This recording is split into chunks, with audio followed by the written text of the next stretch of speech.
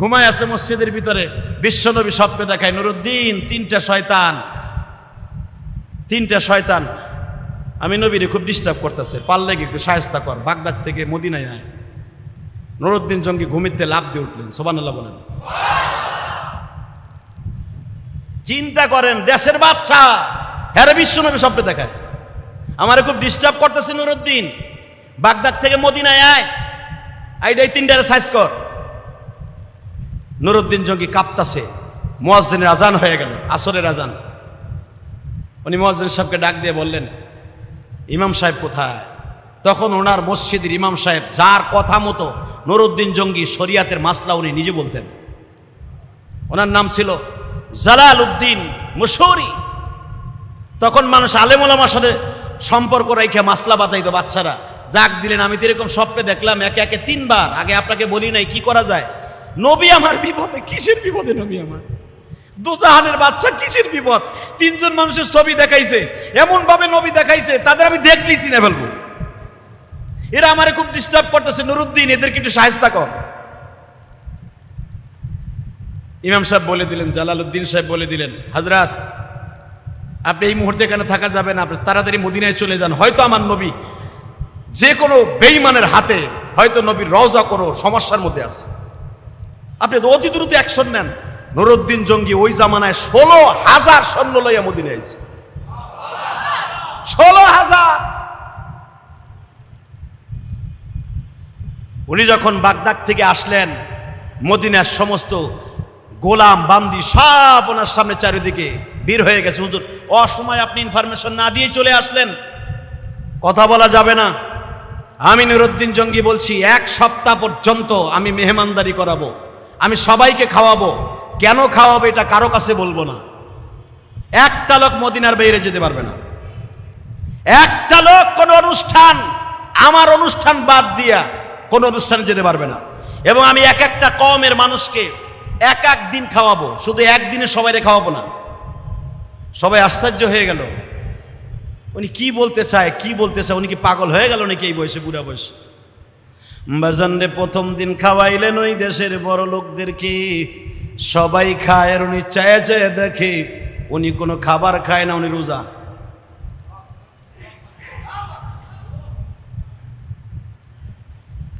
নুরুদ্দিন জঙ্গি সারাদিন মানুষকে খাওয়ায়, উনি রোজা থাকে। তসবিহটা হাতে নিয়ে পিছনের দিকে আসামির মতো দুরূদ পড়ে, আর নবীর রওজার পাশ দিয়ে ঘুরে আর বলে, নবীজি প্রথম দিন খাওয়াইলাম, ওই বদমাস 2টারে তো পাই না। দ্বিতীয় দিন আবার দাওয়াত দিয়ে খাওয়াইছে, দ্বিতীয় দিনও বাজান পায় না। তৃতীয় দিন হয়ে গেল, পায় না। এতিমের মতো মদিনার অলিতে গলিতে ঘুরে, পায় না গো বাবা, পায় না।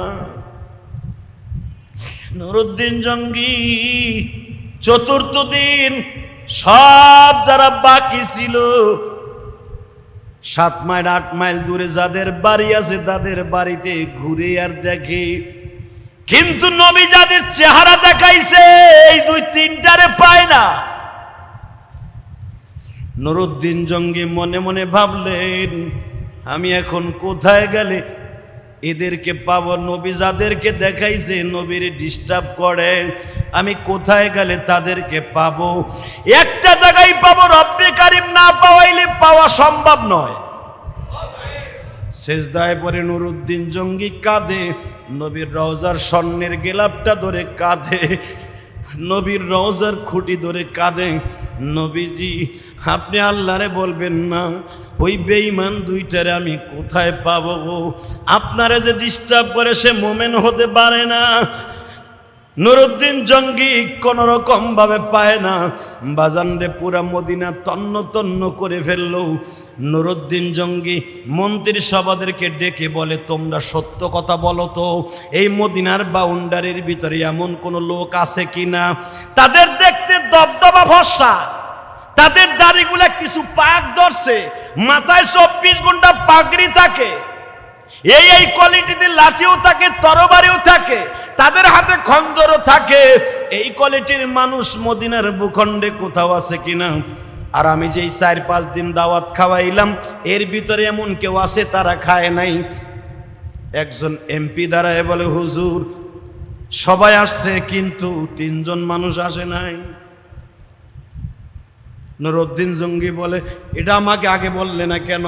হুজুর আপনি তো জিজ্ঞেস করেন নাই, আপনার সামনে তো ডরে কথাই কম যায় না, ডরে কি বলবো, কি হয়ে যাবে। হুজুর আমি দেখছি এই 4 দিনের ভিতরে এই এলাকার মধ্যেই তারা থাকে। জান্নাতুল বাকি কবরস্থানের ওই কনাডায় পাহাড়ের নিচায় তাদের ঘর আছে। নুরউদ্দিন জঙ্গি বলেন, কোথায় চলো তো দেখি। বাজানরে যখন তাদের বাসার সামনে গেছে, ওই বেঈমানগুলা ঠিক পেয়ে ফেলেছে। ও ভাইরা, একটা কথা মনে রাখো, সারা দুনিয়ার ইহুদি কিন্তু বিশ্ব নবীর শত্রু, মুসলমানের শত্রু, আমার আল্লাহর শত্রু। সারা দুনিয়ার ইহুদিরা আমার নবীর যেমন শত্রু, কিয়ামত পর্যন্ত মুসলমানের শত্রু।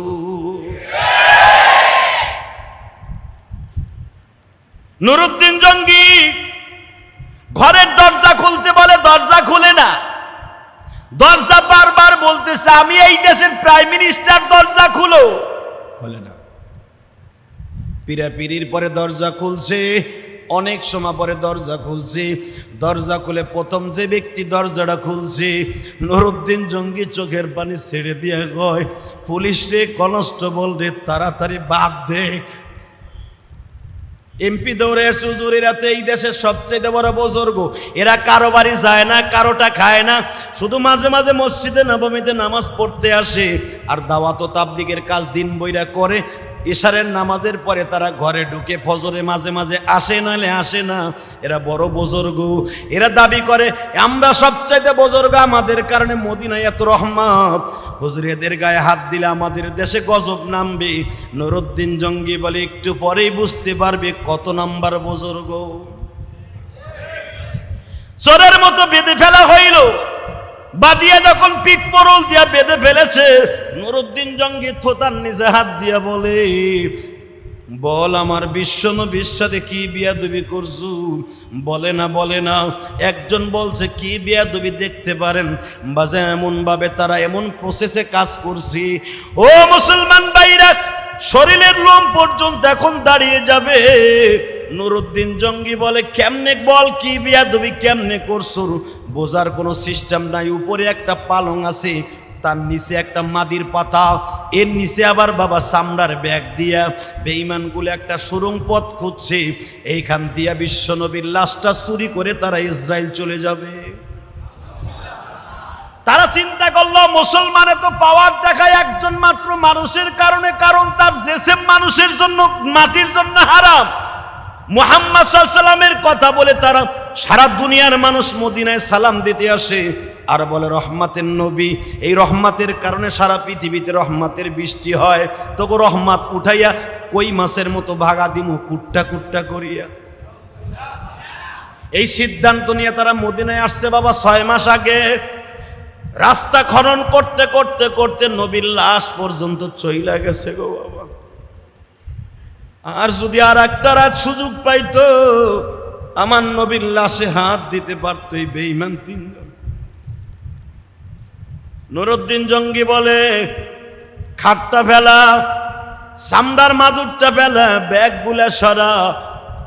নুরউদ্দিন জঙ্গি একটা টর্চ লাইট লইয়া বাবা গর্তের মধ্যে নামছে।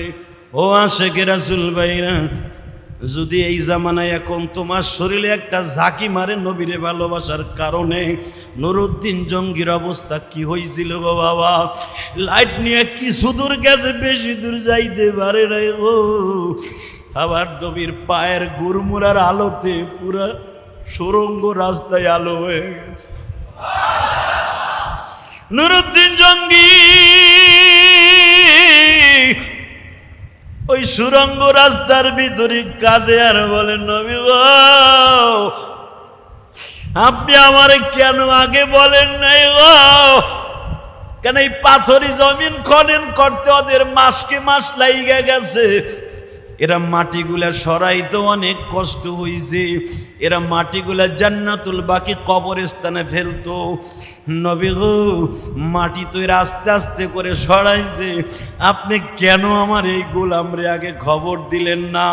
এ আশিকে রাসূল ভাইরা, বিশ্ব নবীর ভালোবাসা কার অন্তরে আছে? বাদশা ফকির এখানে, কে গরিব কে ধনী বিশ্ব নবী এখানে বলে নাই। নবী বলছে যার অন্তরে আমি আর আমার আল্লাহর ভালোবাসা আছে, তার জন্যই জান্নাতের খাবার রেডি হইতাছে। নুরুদ্দিন জঙ্গি কলরিং করে করে আস্তে আস্তে নবীর রওজার কাছে চলে গেলেন। আবু বকরের কবরের মধ্যে আবু বকরকে দেখতে পাইলেন। নবীর রওজার পাশে বাজান রে, নবীর পায়ের গুরমুরের আলো। নুরুদ্দিন জঙ্গি পাশে দাঁড়ায় কান্দে আর বসে কান্দে আর বলে, ও মদিনার মাটি রে, যার কারণে ধন্য হইলি, সে কাঁদে মদিনা,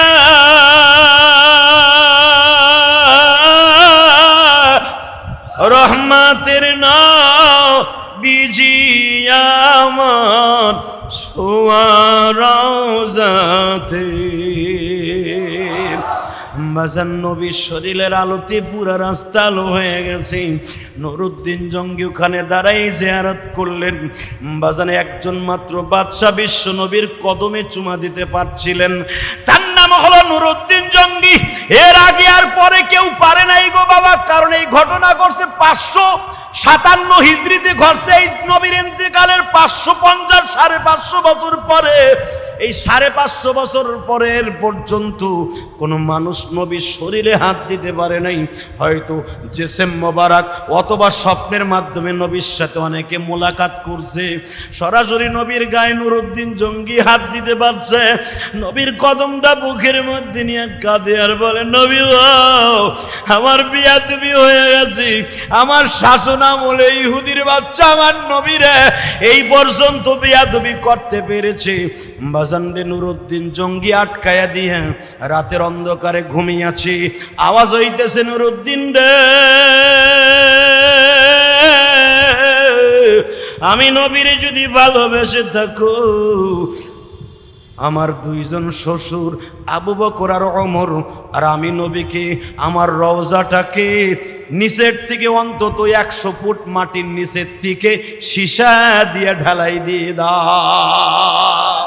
ও হাদিস আব্বাজানরা, আপনার আমি যে দেইখা সালাম দেই, এটা হলো সীসার প্রাচীর গো বাবা। এরপরে হলো ওয়াল, এরপরে হলো নবীর রওজা। নবীর রওজা এত সহজ নয় গো বাবা। যেই ছিদ্র দিয়ে আপনি আর আমি দেখি, এই ছিদ্র দিয়ে প্রথম সীসার ওয়ালটা দেখা যায় বাবা। কিয়ামত পর্যন্ত এই সীসা ভেদ করে আর আমার নবীর রওজার লাশ চুরি করার তো দূরের কথা, হাত দিতেও কেউ পারবে না। কথাটা কেন অষ্ট বললাম? নুরুদ্দিন জঙ্গির মতো এত বড় তেজস্ব বাচ্চা যে নবীর পায়ের মধ্যে চুমা দেওয়ার সুযোগ আল্লাহ দান করছিলেন, নবী তাকে বলছিলেন, নুরুদ্দিন রে, তোর কপাল কত ভালো রে নুরুদ্দিন, তোর মতো একটা বাচ্চা আমার শরীর ধরতে যেসে মোবারক ধরতে পারলি। আমি নবী তোরে একটা ওয়াদা করায় যাই, কিয়ামতের মাঠে আল্লাহ যদি কাউকে মাফ করে, হয়তো তাদের ভিতরে তোমার নাম থাকতে পারে, তবে এই কাজগুলো তুমি করবি।